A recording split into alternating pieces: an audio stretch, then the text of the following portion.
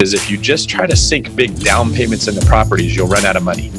If you put your money in, you make the property worth more, you build equity, then you refinance and get that capital back, you can do this with more volume.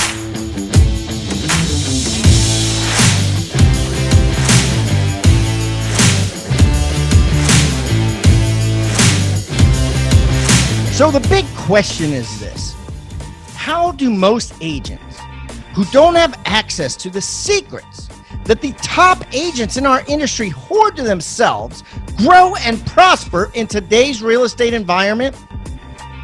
That's the question. And this video podcast is the answer. I'm Pat Hyben, and welcome to Real Estate Rockstars. Real Estate Rockstars. This is Aaron Amuchastegui. I am so excited about the podcast that I just got to record with my good friend, David Greene. I've been trying to get David to get on our podcast for so long. David is one of the hosts of the BiggerPockets Podcast, the biggest real estate podcast out there, for investors. But a lot of people might not know that he is also a super, super successful real estate agent. He's been listening to the Real Estate Rockstars radio podcast for many, many years since it started. He actually shares a story of a tip that he heard while listening to our podcast that helped him get 6 or 7, transactions from it, other customers. And it's really, really exciting to have him on here. We got to talk about, real estate investing. We got to talk about, tips with being an agent, and really how his career transitioned from he had become an accidental real estate investor and an accidental agent to where now he's growing a huge team and trying to hire more people in the Bay Area to join it. So hope you guys enjoy this one. Listen and let me know what you think. Rockstar Nation, this is Aaron Amuchastegui. I'm so pumped. I've been trying to get this interview for so long. Good friend of mine, David Greene. He's always been super busy because he is one of the hosts of the BiggerPockets Podcast. David Greene, he also runs the David Greene team with Keller Williams out in the Bay Area. He has a great story of being in real estate. He loves real estate. He loves studying it. He loves, being an agent and having a team and everything else. All around great guy. There's going to be so much fun stuff we get to talk about today, and glad I finally got you on here. David, how's it going today, man? Aaron, it's great, man. The sun is out. It's another crazy, good, busy day. It's funny when you're an agent because you're either complaining that you're too busy and you don't have time to do everything, or you're complaining that you're not busy enough and you're not making any money. But you're always looking at something like, oh, this sucks. Yeah. You're either always half full or you're always half. But it's like, as an agent, every day is a grind, right? Like there's always something to do. If you're not answering your phone, yep, something else happens. Yeah, it's just like when you're like buying houses to flip or buying rentals. The more successful you are, the more problems you're going to have with contractors and lenders and like problems that come up. And you almost have to learn to look at things going wrong like a badge of honor, because it means you're taking a lot of action and you're doing a lot. Dude, I love that perspective. So I'm actually traveling in Maui right now. I missed you by just a day. Yeah, you did. So I'm on vacation, and yesterday I'm getting all these calls from a buyer's agent from a house that we're selling. All these like little complaints over, there's trash left in the trash cans, and we're going to charge you $250. And I'm thinking, like, I'm on vacation. Why do you keep blowing up my phone right now over something like that? But you're right.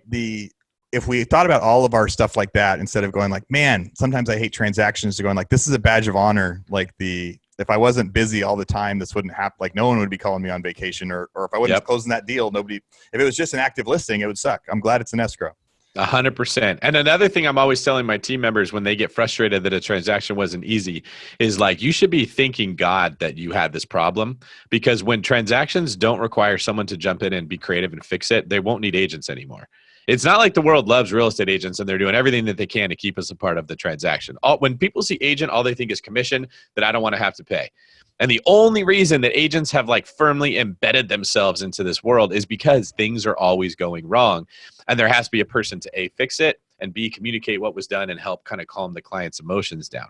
So that was something I had to just embrace and make peace with, was that when my clients are freaking out and I'm irritated that I have to talk to them on the phone, or like I just got out of a meeting with my team and we've got about 25 houses in escrow right now. So when you've got that many in at one time, there's going to be problems. There's no way you're going to avoid it. When you have 4 or 5 in escrow at a time, you're dealing with a couple problems. So you got to amplify that by 5 or 6. It's tons of stuff going wrong. And if you let that ruin your mood, ruin your attitude, make you not like your job. It's going to affect your lead generation. It's going to affect your attitude when you talk to people. It's going to affect your bottom line. You just got to make peace with the fact that, thank God, stuff's going wrong, because that's why I have a job. That's why I'm making my commission. That's why people are always going to need me, because there's always stuff going wrong. And that was kind of a big thing. I know we just jumped off talking about this. That's weird. Go, yeah. It was a big thing that I had to embrace personally, because I was always frustrated. Why do people have to need so much hand-holding? Why do I have to calm people down all the time? Why can't they just be like me, who does this for my own self and buys houses all the time and not worry about it? Until I started to see how much people really just don't like real estate agents. The world doesn't like us. Right? Agents, we know what we do behind the scenes, but nobody else really does. Our clients see what we show them. That's just how real estate works. You could be a terrible agent and your client would never know it, because you're never going to tell them all the mistakes you made. You're going to blame it on the lender, blame it on the title company, blame it on the other side. So people don't understand like what actually goes on with real estate agents. And so they're just going to resent that they have to use one in a transaction. And so you have to be grateful that you're needed, and you're needed when things go wrong. Yeah. It's a lot of, when I'm teaching people about foreclosures and the courthouse steps, it's a similar philosophy where I say, you have to fall in love with the problem. Because people get discouraged and they're like, no, I drove all these houses and I showed up and my house didn't go, only one house sold. You're like, yeah, that could be discouraging, but you also need to fall in love with the problem, because if it was easy, everybody would be doing it. Yeah. Or they wouldn't need you. If you didn't have to hold their hands, they'd be doing for sale by owners. They'd do it themselves. You're buying the problem. The whole reason there's an opportunity is there's a problem tied to it. It doesn't make sense when you criticize, oh, that's too much work. Like, oh, you don't, it's the same thing when I'm representing buyers, right? Well, this house needs this and it needs that and it's not upgraded and it's not on the water. I wish it had all those things, then I'd buy it. And I was like, yeah, if it had all those things, it'd be 30% more money and you wouldn't be able to afford it. Right. And then if you could, you'd be say, well, I want a bigger one. You have to be okay. Like, the problem is the opportunity. You're 100% right. And the quicker you make peace with that, the quicker your business will actually scale, because your subconscious isn't fighting you saying, I don't want to deal with this and I don't want to deal with that. That's so funny. I'm so glad to hear that from you today, because that's something that I preach, but I needed to hear that today as the reminder to be like, because I was like so ticked off of this agent for like ruining my vacation with this idea. Like, no, this is why we make money in this business. This is why we could make a career out of this, because it's not easy as we jump in. Now, 25 houses in escrow. How many people are on your team? Because 25 houses in the Bay Area, that's a huge volume, right? How much do houses sell for out there right now? I think my average sale price is probably between 800 and 900,000 on those. There's a big jump. So like the stuff in the San Francisco South Bay, it's all over $1 million. So probably half of them are over $1 million. And then the other half are kind of like the East Bay, where prices can range anywhere from 500 to 650. And then you've got the kind of the area in between the far East Bay and San Francisco, where you're in that $800,000, $900,000 range. So it's not, I hear people sometimes when I go to events, like they sell houses in Kansas City or something like that, and their price point's 80,000. And they tell me, well, it's the same amount of work, right? I got to sell 150 houses, but it's the same work. And I always wonder, because I've never sold out there, so I don't know, but is it really the same amount of work? Like, how often do you have 15 to 20 other buyers trying to buy that same property as you? And you have to be able to convince your client why spending $200,000 over the list price is actually a smart financial decision, and finding comps that would support why that would be the case, right? Like, how often do you have to manage a full rehab of a listing that you're going to take, and know how contractors work and know how to help them spend the money the best way? So it's harder, I think, when you're in a more expensive market. There's more competition, right? Like, everybody out here is a real estate agent.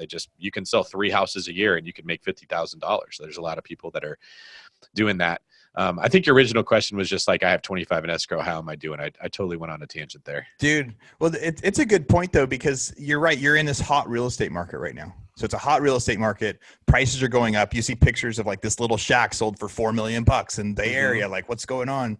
And people think, and again, people, like you said, hate real estate agents, or they think you're overpaid. And so, but you're actually saying, like, even though it's a hot market where people are like, oh, it's so easy to be a real estate agent during a hot market. You're like, no, it's way harder, because you're competing against 17 other people to do this, to get the job, because everybody wants to be a real estate agent, and they expect so much more out of you. If the commission is $50,000 on a house, like, they expect you to like take their dog to dog care. They expect you to wash their car. They're like saying, what can I have you do as my agent? Because I'm giving you this money. You're like, trust me, I'm giving you the house of your dreams. Yeah, and I'm trying to keep you from paying more than you would need to pay, right? Or when another thing that'll come in, it's a hot market, everyone will say, well, just go get a listing. Then you don't have to worry about it. Oh, okay, just go get a listing when everyone else is trying to get the listing. Well, what happens is all the other agents say, well, I'll do it for 1%. Because even at 1%, they might still be making like $10,000, $15,000. And that's better than they were going to make. So now you got to compete with the person who's undercutting the industry and saying, well, I'll just be the cheapest. I'll come in and I'll be the Walmart. And that's my value proposition. And you got to convince the seller why paying you 3% is still better for them. Because in the more expensive the house is, people think that it's more expensive, so I should discount the commission. They don't understand that the more expensive the house is, the more you stand to lose by getting a bad agent. Like, I can routinely negotiate way over asking prices for my listings when I'm already priced at the top of the neighborhood. Sometimes when I only get one offer, you just get the other side to think that you've got more than one, and they have to be really aggressive to take it. I mean, I think I've got 3 listings in escrow that we listed in the 500 to 600 range that went 80 grand over on average between the 3. And most of them, 2 of them got 1 offer, the other one got 3. It's often that like they don't even appraise as high as we were able to negotiate the price. We just did such a good job. And those sellers, if you look at the 1% or 2% they're trying to save, the 5 or 10 grand versus the 80 grand that they could be losing by going at the wrong agent, it's a terrible move for them. But because there's so many agents that are coming in giving bad advice that sell 1 or 2 homes a year, like the guy you were talking about, if he's messaging you while you're in Hawaii to tell you that there was trash in the trash can, that's a guy who's got 1 house in escrow. He's babysitting the heck out of it because that's all that he has to do. And that's what he does to avoid getting on the phone and looking for another client. There's a lot of that when you get into a hot market like this. Yeah. Well, it's a great point too, whether it's $1 million house or $100,000 house, like agents out there, it's like knowing your value and knowing your worth, because as an investor, there's a lot of times I'll use flat rate listing agents and things like that. But, I had a friend of mine listing a house for me in Portland, Oregon. And lately my average price points are like $200,000 or $300,000, but it's a $900,000 house. Mm-hmm. And when we finally get that thing in escrow, I'm like, I was going to take a loss on it. So I'm like, just take 800. I just want to be done. So we lower the price. He all of a sudden gets 2 or 3 offers. I'm ready to take any one of them. And he gets me an extra $60,000. Like he does the negotiation. He goes, Aaron, you were okay with 800.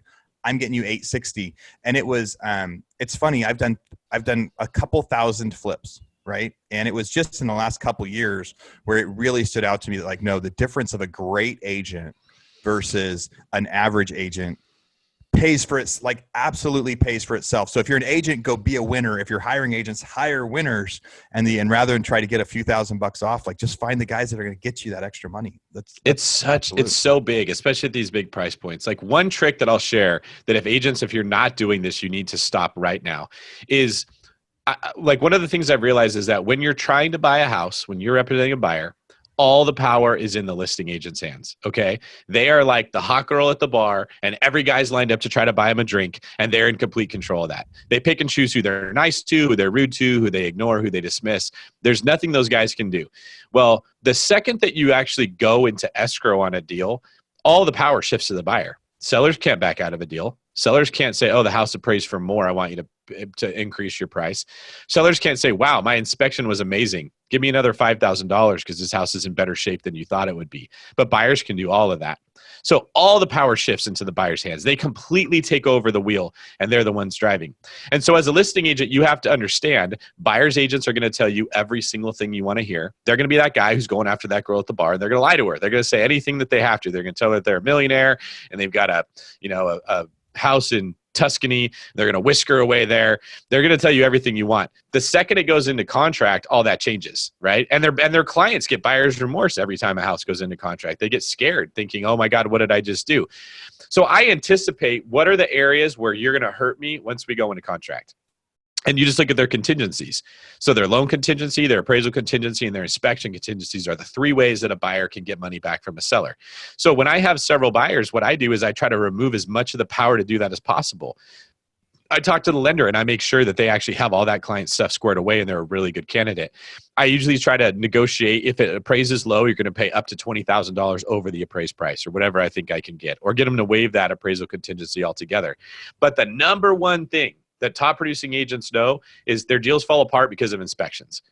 So if you get an inspection report back that shows there's $12,000 worth of Section 1 damage and $5,000 worth of miscellaneous damage and $4,000 worth of roof damage, there's $20,000. The buyers are going to say, I'm backing out unless you pay for all my closing costs and lower the price by $5,000, something like that.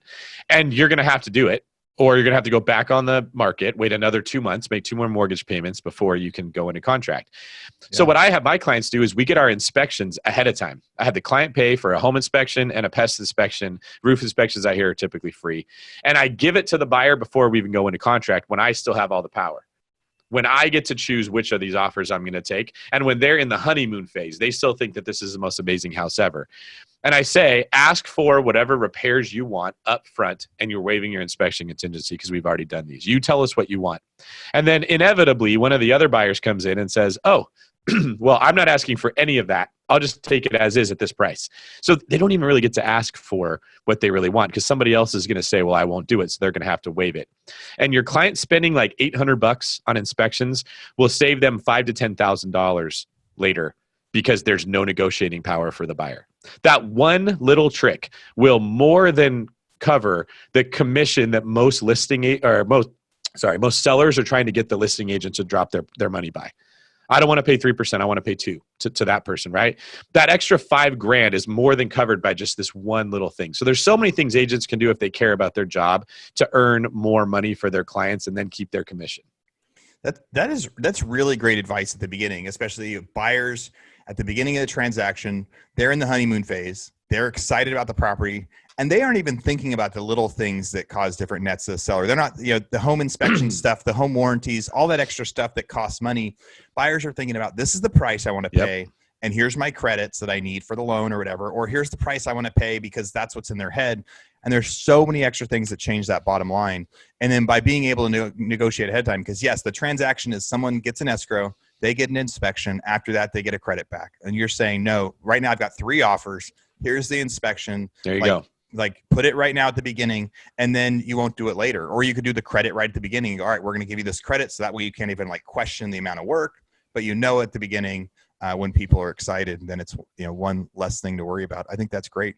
Totally. I totally do that. So like on this last house I was telling you about that listed at like 500 and I got it under contract at 580.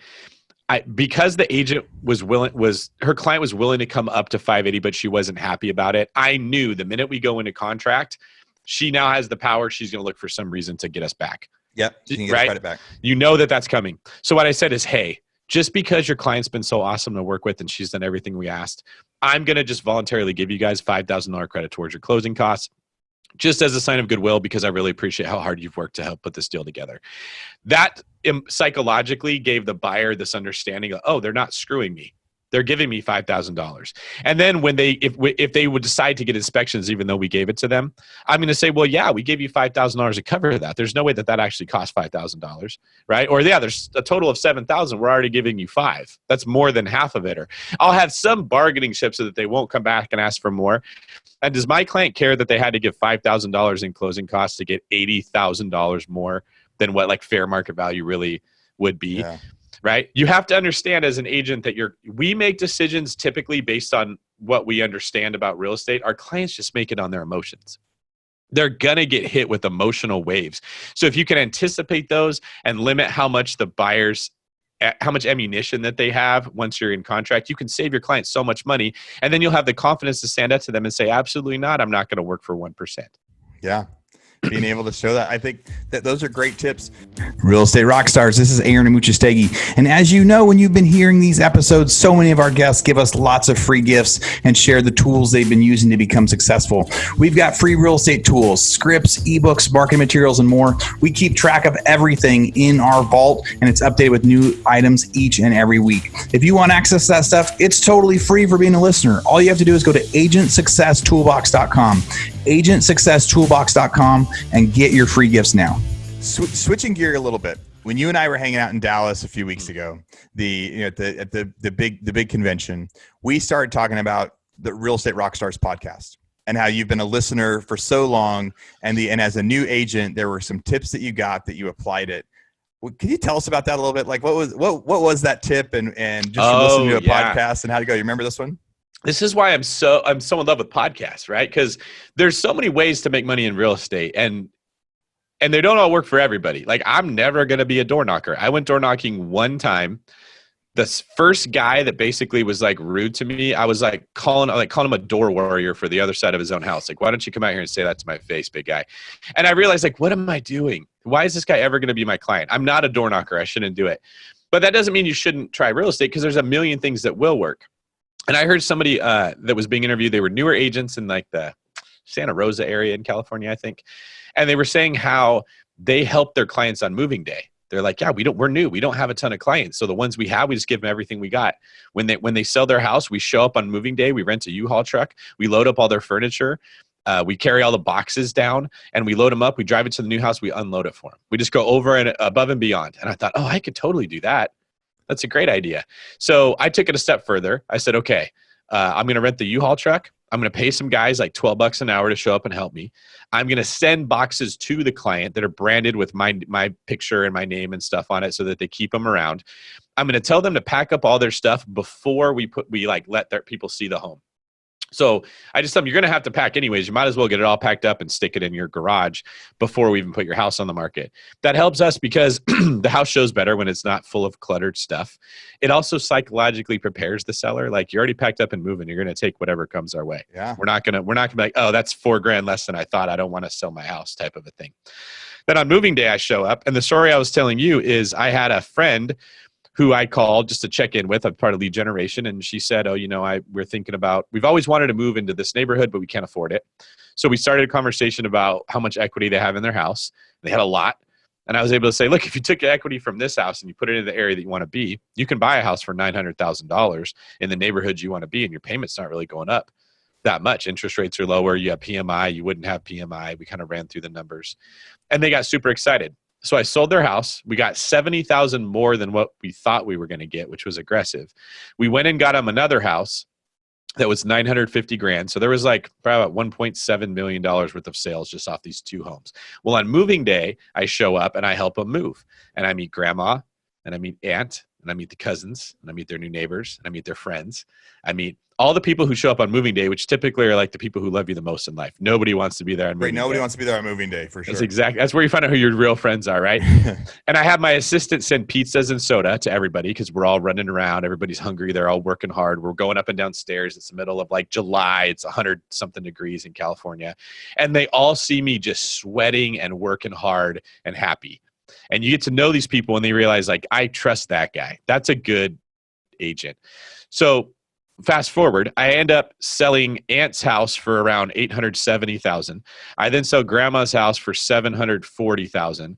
I help Aunt and Grandma buy a house they could all live in together for $1.35.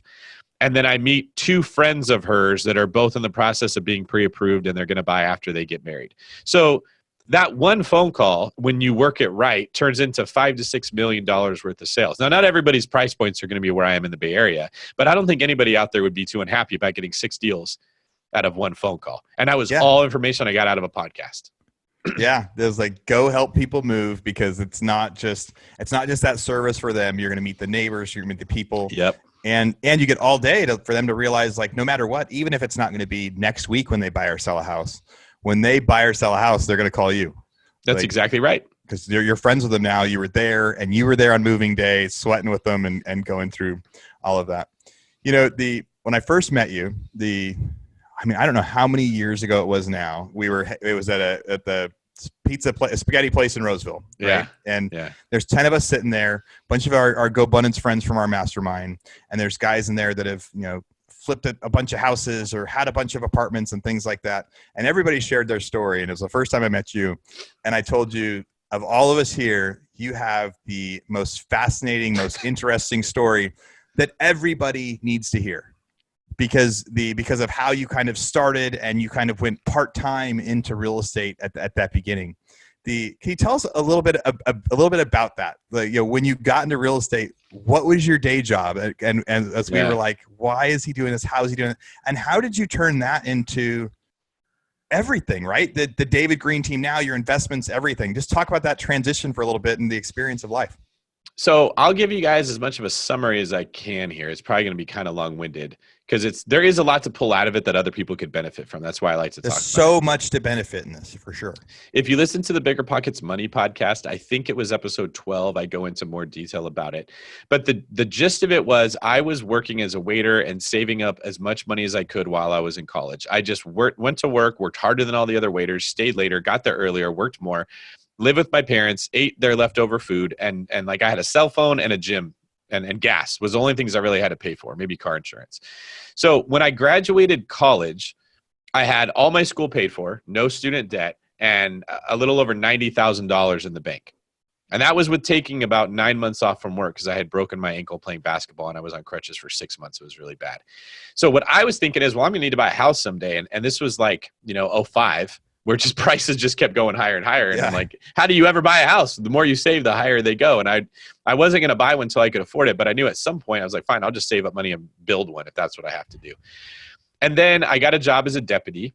I started working as a deputy sheriff, and the housing market crashed in 2009, late 2009, 2010. It was just everything was for sale. So I bought my first house, which I had no intention of being a real estate investor. I had a friend who got into Bible school, and he had a house in contract with like a $5,000 earnest money deposit. He was leaving, so he couldn't buy it. And he was telling me about it at church, and I'm like, oh, maybe I could buy it. I'll need a house someday. I'll have a family. I'll want to live in it. So I drove and I looked at it, and it was looked like a really good price. It was $215,000, like 5 years old, 2,500 square feet, needed nothing but to have the carpets vacuumed. So I ended up buying it instead of him. And then the agent was able to get me an even better price. I got it at $195,000. And I had a rental. Like, I didn't know what to do. So I just put it on Craigslist, and I picked a tenant, and I picked a horrible tenant, and they basically took me for a ride. But I learned a lot, got a property manager, let them take care of it. Next year, kept saving up money. Another house came up for sale by where my mom was, bought that house. Next year, my grandma passed away. I bought her house. I now have 3 rentals. Next year, I bought a 4-plex, which was my first understanding of I didn't even look at ROI. I didn't know that was a thing. I didn't really understand cash flow. I just knew that it would make more than it cost me to own it. And I just figured I'll just pick one of these houses to live in it one day, or maybe I'll pay them off. When I bought that 4-plex, I realized oh my God, there's something here. This is a 34% ROI. But to me, that just meant I'll make my money back in 3 years. I didn't really understand that ROI was a metric that you should look at. Yeah. I need to buy a lot of these. And then the market took off on me, and it was too late. That was 2013. All the boomerang buyers from 2010 that had short sales, they were now coming back into the market. And so I had to learn how to invest out of state. Well, once I realized these rental properties are where it's at, you buy these houses, they cash flow, they keep going up in value. I keep paying down the rent. Interest rates are really low. I'm just going to work as much as I can to buy as many of these houses as I can. So I just started working as a cop, literally every single day. Double shifts, sleeping in my car, working 7 days a week. I think in 2015, I took off 3 days for the whole year. I just was working nonstop. And I started buying as many rentals as I can. And I did that until I realized that this was taking a really long time. And instead, I was just going to use the BRRRR method. So that was kind of where I learned what BRRRR was. And I put together that whole system, and I started buying, rehabbing, renting, refinancing, and repeating. And I had been working as a cop doing this. And then I met a couple GoAbundance guys, Aaron West and Daniel Ramsey and Daniel Del Real. And they were like, you're way too smart to be a cop, man. You need to at least go be a full-time investor or a real estate agent or something. They forced me to commit to working no overtime that wasn't mandatory at my job for a year to get my real estate license. I did it. I didn't really love it, but it was still better than just being a cop in the Bay Area where you're completely hated. I did both for a while. And then right around the time that I left doing both is when I met you, and that story started. Yeah. There is so much to unpack there, right? So at first it was just working really, really hard and saving money and living frugally to figure out how to invest. And it was mostly it wasn't even supposed to be as an investor. It was I need a house because everybody needs a house. Everybody wants a house. And then you had continued to do more and more. And about that time I met you, I think you had just become an agent also, but you were still a police officer. And I remember thinking you had so much, you were making good money from your rentals. And I was like, why would you be out risking your life doing that right now? But that's truly the example of one of the dreams out there for people that decide they want to invest or they want to get into real estate, but they have this, these good, solid, stable jobs. How do they make that transition? And there's been so many times I've told people to reach out to you and follow you. And they're like, hey, I've got this really good job, but I also want to start doing this. What could that transition be like, and what could they learn? Because you went through that, and you got to see, being a cop and being an investor and going through that, and then really how that was able to convert to become a very successful real estate agent, using that personal stuff to where now people don't, you said everybody hates real estate agents, but man, police officers in the Bay Area get such a bad rap, such a rough job that you were doing, but for you, it was a means to the end. You were gonna work hard, and you were gonna make money to invest in this other career. And now you're like David Greene 2.0, this new part of your career. So let's talk about BRRRR method for a second. You have several books, published through BiggerPockets. Part of the podcast there we'll probably talk about. But the BRRRR method. Tell us, what is that method, and does someone need to be an agent to do that? Do you think all agents should do it? Does it help you a lot? So the BRRRR method it's an acronym that stands for buy, rehab, rent, refinance, repeat. And it's not nearly as complicated as it sounds. You're just moving around the order in which you buy a property and fix it up and refinance it. Typically, you finance a property when you buy it, then you fix it up, then you rent it out. And the problem with that method is you sink 20 to 25% of a down payment into the house, then another 10 to 20% of the house's value into the rehab. So you've got this house that you made worth a lot more than what you paid for it. So you've got some equity, which is great, but you don't have any capital. And my philosophy is that you make your money when you buy. I think you would agree with that, Aaron. It doesn't matter.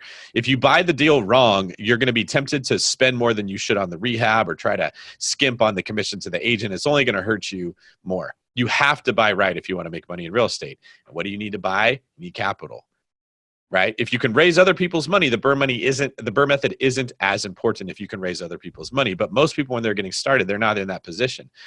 So what I realized was if I buy it for cash or hard money or someone else's money or something, and then I put money into the rehab, let's say I buy it for 60 and I spend 30 to fix it up, I've got 90 into it. I can then refinance when I'm done and take out 75% of the value of that house, or sometimes 80%.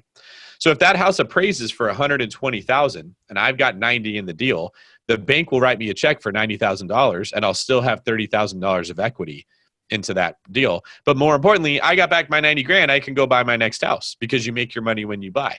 So the velocity of your money increases rapidly. I can take the same 90 grand and I can buy, say, a house every 6 months. So 2 houses a year with the same 90 grand.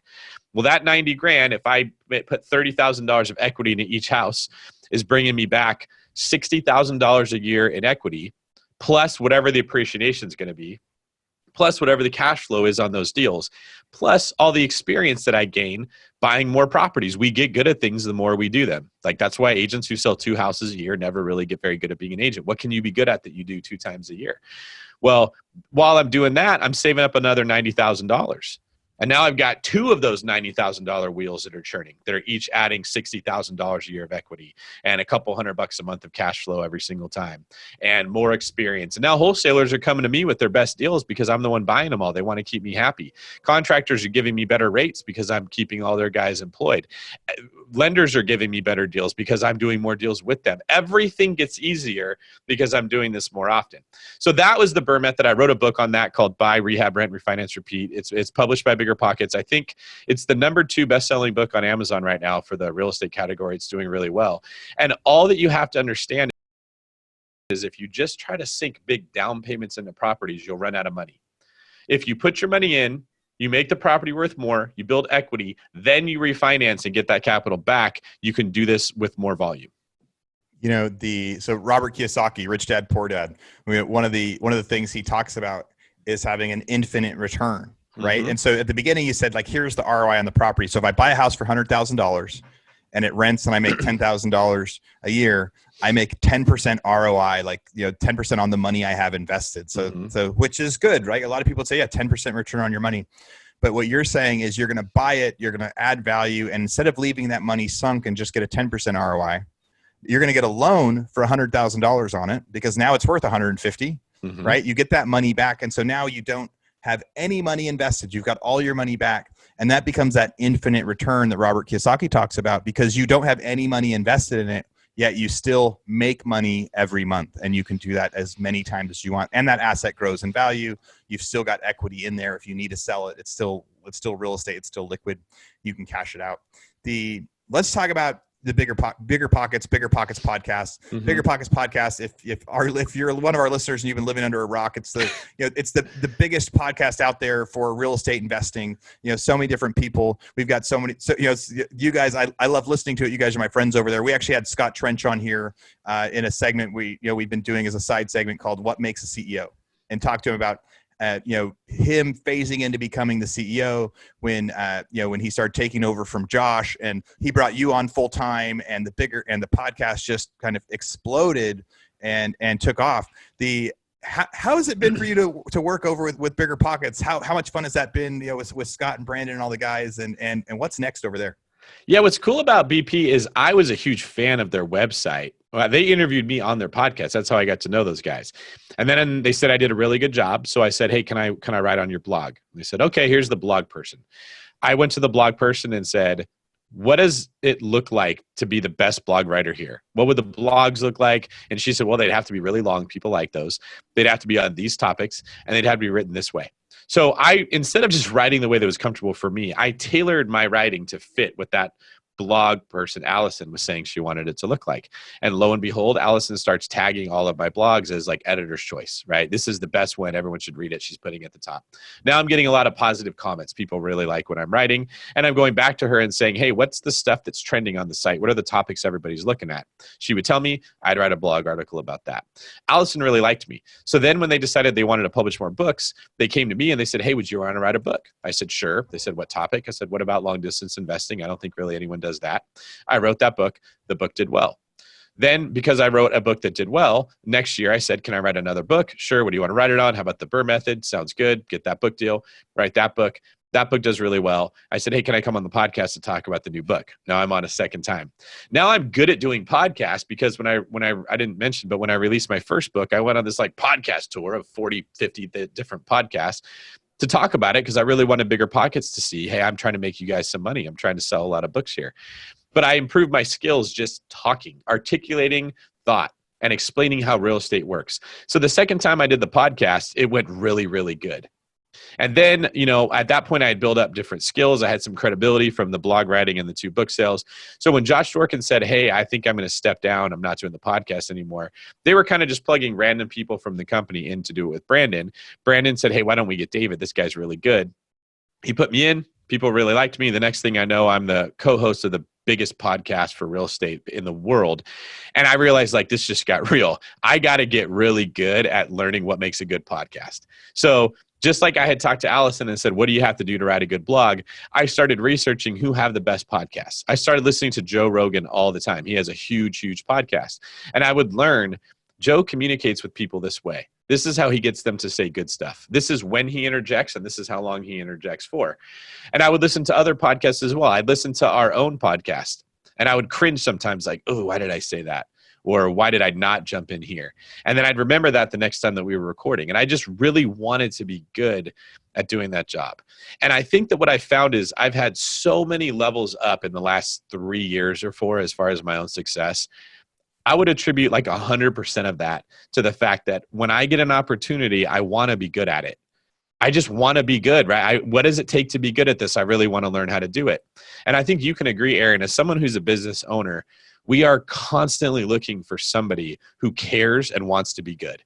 It's this never-ending cycle. All we hear is people that say, I wish I had a better job. I wish I made more money. I wish I had financial freedom. They all want the result of being good at something, but very few people actually care enough to want to go be good at it. And it drives me crazy because what you hear people that are not business owners talking about is how there's no opportunity, there's no chance, there's so much inequality in the world. But then when you actually own a business, you're just dying for somebody who cares to come in and do their very best and ask questions like, what would it take to be good at this? And then really pursue it. And when you see them, you're like, oh my God, give that person everything. Give her whatever she wants. Give her a raise, give her money, give her an opportunity to make more money for both of us.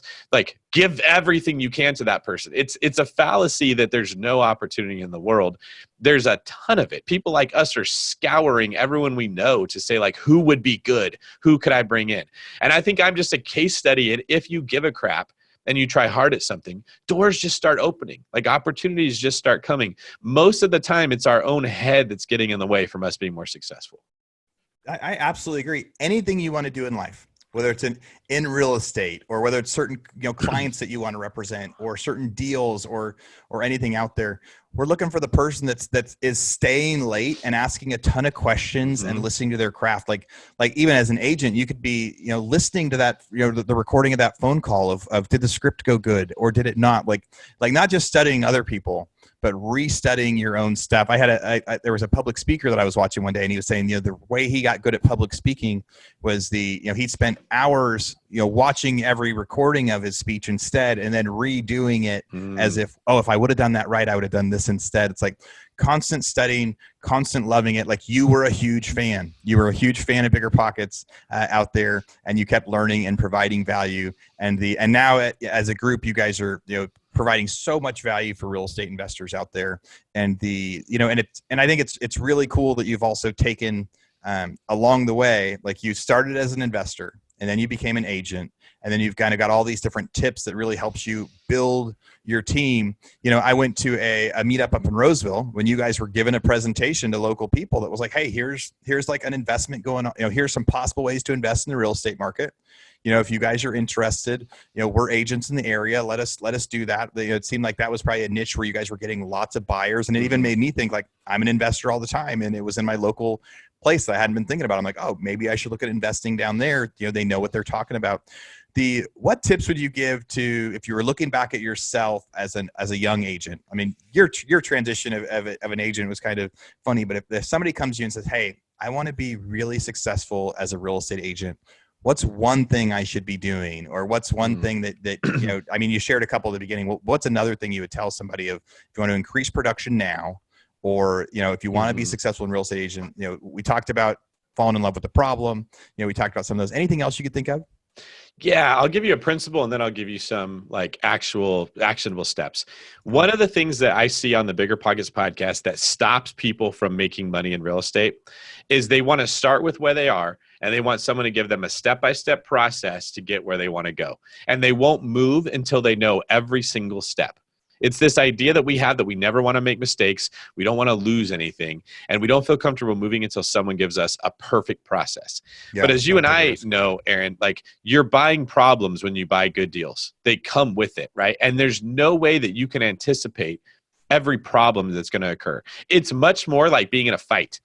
I know this guy that I'm trying to fight maybe has a boxing background or a wrestling background. I know that there's tendencies that they're going to want to do. Just like I know houses in this area are likely going to have these problems, or a seller in this position is likely going to have this problem. But when the fight starts, I don't know what order he's going to throw punches or what he's going to do to me. All I can do is practice and train and trust my gut when I have to respond to what they're doing and understand principles of fighting. I don't want him to mount me. I don't want him to take my back. I want to be able to use this to stuff what he's trying to do to me, and I want to counter with these types of things. And the best fighters are very instinctively good. They've seen it over and over and over. They don't ask, well, what is everything that's going to happen in this? And sports are the same way. Football teams do not know when they run this running play where every defender is going to be at all times. They have to respond to what's in front of them, right?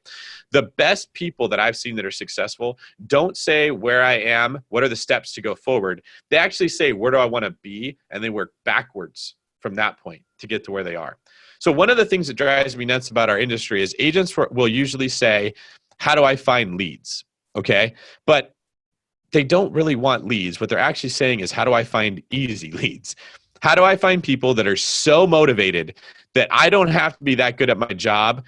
They'll just buy a house, right? Every agent does 3 to 4 deals a year. And that's because you get 3 to 4 easy ones a year. Your sister wants to buy a house. Your mom wants to sell her house. Your next door neighbor wants to sell their house. You get someone who's like, hey, I'm moving from out of state. I have a family with 2 small kids. I need a house. Everybody can close that person, right? Yep. What we should be saying is, what does somebody want in a real estate agent? And how do I become that? And then the leads will kind of find you when you can close the difficult ones.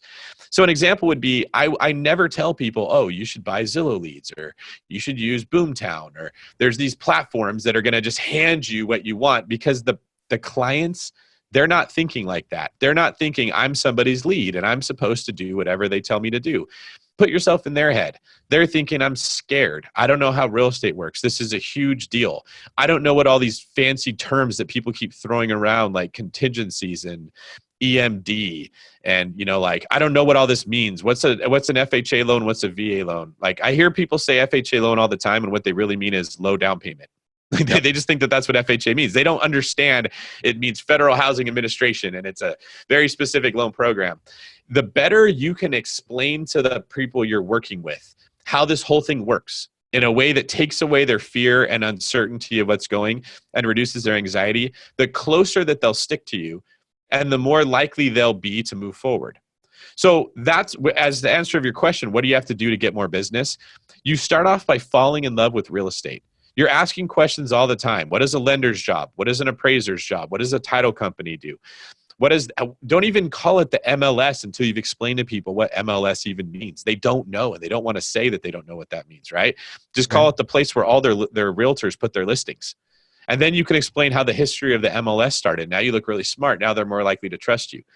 So when it comes to how do I find clients, you can hold 100 open houses, right? But if you just stand there and you watch people sign in and you wait for them to come to you and say, will you be my agent? It's not going to work out very well for you because the client isn't looking for somebody that's like a random person they can just walk up to and say, will you be my agent? They just know they're scared and they want someone that makes them feel better. So you have to talk about real estate constantly. Everywhere you go, you got to be in love with it. You have to be telling people what the market's doing, a cool thing that just happened in a transaction you had, some new law that's passed and how that benefits buyers or benefits sellers.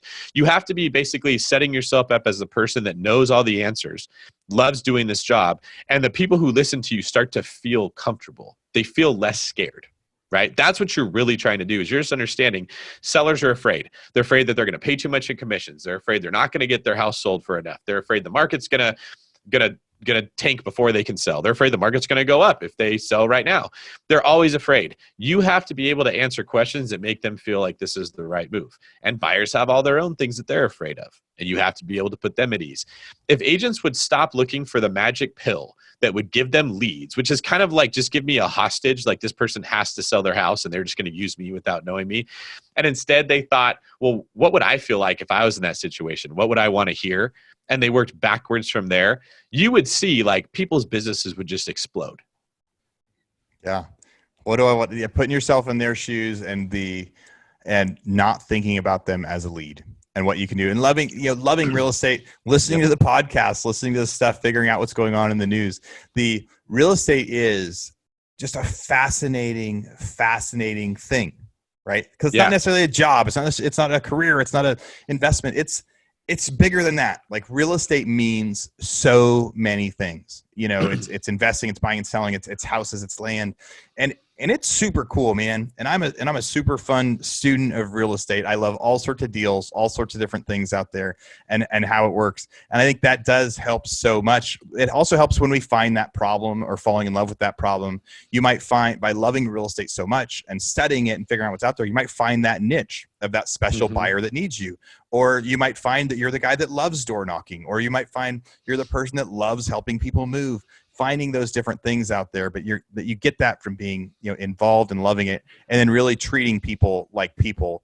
You gave the example of when you helped the person move, you got all those different leads from it, but that was really because you were like a person helping a person, like carrying a couch and talking to the person on the other end of that couch. Like all of a sudden now you're David Greene, the person, and and you can do so much. And it worked because everybody's afraid that agent's going to take advantage of me. Right. I'm in the same boat. If I got to go talk to a lawyer because like I want to sue someone or I'm getting sued, I don't know how that works. I'm going to be scared. Can I trust you? Is what you're charging me what you charge everybody else? Are you taking advantage of me? Do you ever like the process, Aaron, of when you go buy a car? Well, you're a freak. You might actually like doing that because you negotiate so well. No, but I went to the doctor yesterday and I'm having to think like, is this like, should I be negotiating this? Like, what's going on here? Because you don't know that doctor, but it's your family doctor. You don't feel that way. Right. You trust what they're telling you. Yeah, I'm at a random one in Maui. That's where the fear comes from, right? That's exactly right. So as an agent, they don't know me. They're supposed to be scared of me. They don't know me from the next guy. Of course, they're worried about if I'm going to charge too much or they're not going to sell their house. I mean, like I was just saying, nobody knows if their agent's any good. All they know is what we tell them. You have to understand that. It's normal for them to feel scared. So when I show them, I'm willing to sweat through my shirt at 105-degree weather, walk up and down stairs, play with my client's little kid. It's obviously not just about a commission for me. I have a relationship with this couple and they were friends and I would never burn them because of that. it makes it easy for them to trust me. That's all that it was. They didn't even know I'm smart or I'm good. They didn't understand that I can make them more money than another agent. All they knew is we trust that guy. We're not as afraid of him because we've seen what he's like. So that's another big part of being a real estate agent, is develop those relationships first. So it takes away the fear. And once the fear is gone, most people don't know what agent they're going to use. The minute they find one they can trust, they're like, boom, you're my guy. Yeah. Well, they want to, they want to have they don't want to have a stupid question, right? Because they and if they trust you, they're willing to actually say, like, could I actually qualify for a house right now? Or could I actually buy? Because so many people think about real estate, but if they're not in it all the time as potential clients, you want to be so approachable that they love you already. They're like, hey, David, maybe I can't buy this, but what if the three of us go buy a house together? Is that a thing? You're like, yeah, no, I was telling you, yeah, we can totally do that. Yeah, you want to be saying that stuff. People do that all the time, and I can show you exactly what to do. It's not as hard as you think. Yeah, just having the conversations and knowing people. So as we wrap this up, this has been just an awesome hour. I mean, just getting to chat with my friend, but getting to talk about stuff that we love as we get to catch up. What is next for the David Greene team out in the Bay Area? Like, are you going to try to get more team members? How many? You have a big goal this year for houses, things like that. What's next for you in real estate? Yeah, thank you for asking that. My biggest struggle is finding agents that are confident and competent that can come in, and I just have way too many leads that I can keep up with right now. I've done a great job of generating leads, but now I'm the only one that can close it because most of the agents on my team are new. So if I get an agent that's willing to learn my system, willing to be coachable, even if they're like a really good producer, I can guarantee I could take them up higher than what they're doing by giving them leads and training differently than what they've thought. So I'm definitely looking to hire agents for my team. I'm in really bad need of another admin or two that are really good, because my system's kind of designed with, you ever heard that saying that like look like a duck? You're calm on the surface, but underneath your feet are spinning like furiously into the water, right? Yeah. That's my admin. They're running around like crazy doing the lion's share of all the work. And the agent looks really calm when they talk to the client, presenting the information that the admin went and found for them. So I need a couple more of those admin that I can bring in and they can help. And then I'm actually in the process of starting a mortgage company now too, where I'll be able to start like doing loans for our clients or other agents' clients, because that's another problem with the industry is it's really hard to find a good lender. Most lenders aren't giving a ton of value back to the agents. They're just getting leads from the agents. So I'm looking to like figure out a way to stop that. I've fallen in love with real estate. I love every aspect of it, right? Yeah, I love representing sellers. I love helping buyers find houses. I love explaining it. I love flipping houses. I love working on the loans. I love buying rental properties. I think if you're not some guy that understands how to computer code like a whiz or has some super specific skill set, real estate is the best way to build wealth for yourself in a boring and slow way over a long period of time that becomes incredibly powerful. Yeah, man, we do love real estate around here. So you guys heard it. If you've got a referral, if you've got a friend or family member in the Bay Area that needs an agent, have them reach out, have them listen to this. See if David's a person that they want to talk to, that he's trustworthy, they want to go work with, or if you're an agent out there in the Bay Area and you're needing leads and somebody helps you grow. I didn't realize you were hiring on your team and growing it. I think that is super cool. I'm excited about the mortgage company for you. So people go reach out to David. David, what's the easiest way to find you? We got all your social handles. What do you like? Where do you want people to find you? My social handles are David Greene 24. There's an E at the end of Green. So Instagram is the best way to get a hold of me. That's like Facebook, Instagram, Twitter, all of that. It's all David Greene 24. My email is davidgreen@kw.com. That's another good way to get a hold of me. Just make sure you're very clear in the email what it is you're looking for, so I know the best way to get back to people. But messaging me on Instagram is probably the best way to get my attention. I try to keep that inbox as close to zero as I can actually get it. And we're actually, like you mentioned, we're in Sacramento as well. There's a lot of people that are leaving the Bay Area and moving to Sacramento. Yeah, so you got the Sacramento team. Yeah, I put a Sacramento branch together for that also. That's another really good market. Yeah. And I can tell you guys, David is a super, super approachable guy. You look at it on Instagram, he's got, tens of 30, 40,000 followers, something like that. But he's an approachable guy, real guy. And for us, for listeners also, we're at BRRRR Rockstars on Instagram or at Aaron Amuchastegui on Instagram. A lot of the guys that I've been interviewing, this week that are going to be up over the next few weeks, you guys are going to be listening to, are people that reached out to me on Instagram and said, hey, here's my story. Can you interview me on Real Estate Rockstars? So looking for more people out there. Go give us a review. Tell us how you did today. David, like I said, I've been trying to get you on here for so long. Thanks for coming on to talk about real estate. You are definitely a pro, and that was a ton of fun. So it was a blast, man. Thanks for having me on. All right. We'll have you on again soon. Rockstar Nation, thank you for listening to Real Estate Rockstars. Listen, I need a favor. If you find this free content helpful, if you find our downloadable items from each guest helpful, please, I need you to pull out your pointing finger. Yes, the one finger that points at people, and hit subscribe. Yes, subscribe. The more subscribers we get, the better we look in the ratings, and the easier it is to get guests like Robert Kiyosaki, Barbara Corcoran, all the players that are on $1 million listing in the different cities. All that stuff makes it easier the more subscribers we get. So please subscribe. And listen, there's a lot of places you can leave comments. There's a lot of places you can like. We're on Facebook. We have an Instagram page. Instagram page is I am Pat Hyben. The Facebook is Real Estate Rockstars Radio. Feel free to leave us comments there.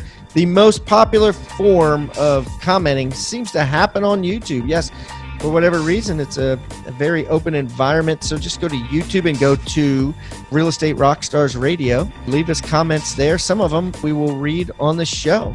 We love your feedback. So thanks, guys, and I hope you are having a great day. Oh, and also, listen, if you're going to subscribe and you haven't already left a review on iTunes, please do that too. Have a great day, and thanks so much, Rockstar Nation. I really appreciate you.